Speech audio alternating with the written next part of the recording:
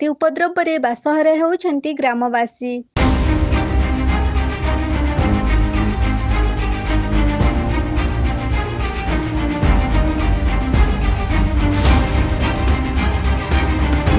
କେନ୍ଦୁଝର ଜିଲ୍ଲା ସଦର ବ୍ଲକ ଅନ୍ତର୍ଗତ ରଘୁନାଥପୁର ଗ୍ରାମ ପଞ୍ଚାୟତର କାଣିପଶି ଗ୍ରାମରେ ପୁଣି ହାତୀ ଆତଙ୍କ ଖେଳାଇ ଦେଇଛି।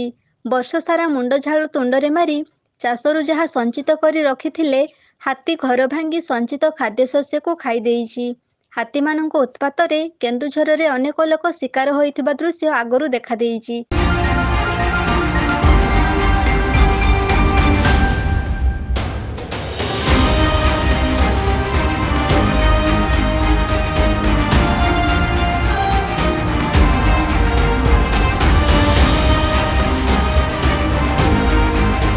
କେନ୍ଦୁଝର ଜିଲ୍ଲାରେ ହାତୀମାନଙ୍କ ଉପଦ୍ରବରେ ଅନେକ ନିରୀହ ପରିବାର ଶିକାର ହୋଇ ନାହିଁ ନଥିବା ଅସୁବିଧାର ସମ୍ମୁଖୀନ ହେଉଥିବା ବେଳେ ଏଥିରୁ ମୁକ୍ତି ପାଇବାରୁ ପ୍ରଶାସନ ବିଫଳ ହୋଇଛି।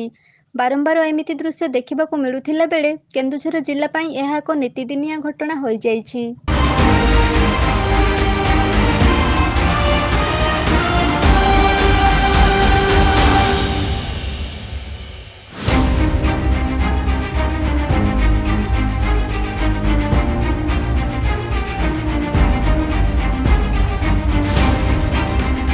ଅନେକ ପରିବାର ହାତୀ ଉପଦ୍ରବର ଶିକାର ହୋଇ ବାସହରା ସର୍ବହରା ହୋଇଯାଇଥିବା ବେଳେ ଏହାର କେମିତି ସମାଧାନ ହୋଇପାରିବ, ପ୍ରଶାସନ ପାଇଁ ଚିନ୍ତାର କାରଣ ପାଲଟି ଯାଇଛି।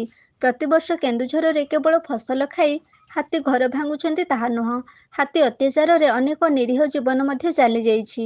ଏହାର ଉପଯୁକ୍ତ ପଦକ୍ଷେପ ନେବା ଆଶାରେ ପ୍ରଶାସନ ପାଖରେ ଆଶା ବାନ୍ଧି ରହିଛନ୍ତି ନିରୀହ ଜନସାଧାରଣ।